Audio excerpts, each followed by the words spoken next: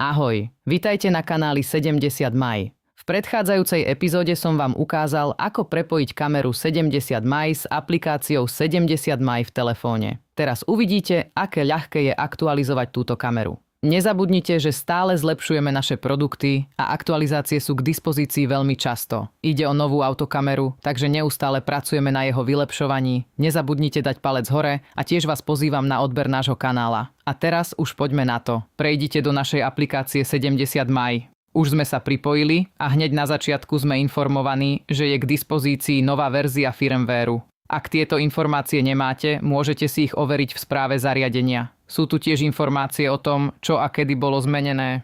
Vráťte sa do hlavnej ponuky, kliknite na stiahnuť. Aktualizácia sa stiahuje do vášho telefónu, o chvíľu ju odošleme do vašej kamery. Aktualizácia už je stiahnutá, kliknite na prenos. Aplikácia sa nás spýta, či chceme vykonať prenos. Klikneme na prenos. Prenos prebieha. Teraz je dôležité nevypínať kameru, pretože sa tu zobrazuje správa, že sa stiahuje aktualizácia. Nezabudnite, že keď kamera dokončí sťahovanie, bude vás informovať, že aktualizácia prebehla úspešne. Už sme na 72%, 76%, 79% a ide to rýchlo, pretože tu máme rýchlu Wi-Fi. Prenos je 100%.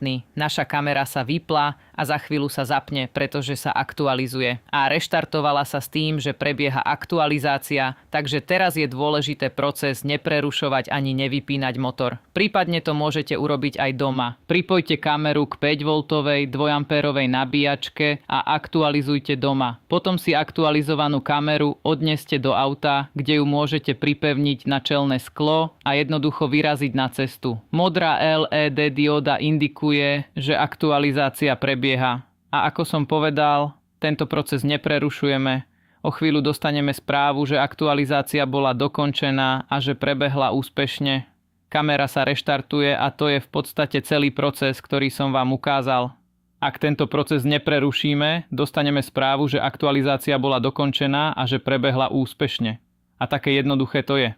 Odporúčam aktualizovať svoje zariadenia. A ak sa vám páčilo, čo ste videli, dajte palec hore a prihláste sa na odber nášho kanála. Uvidíme sa v ďalších videách. Ahoj!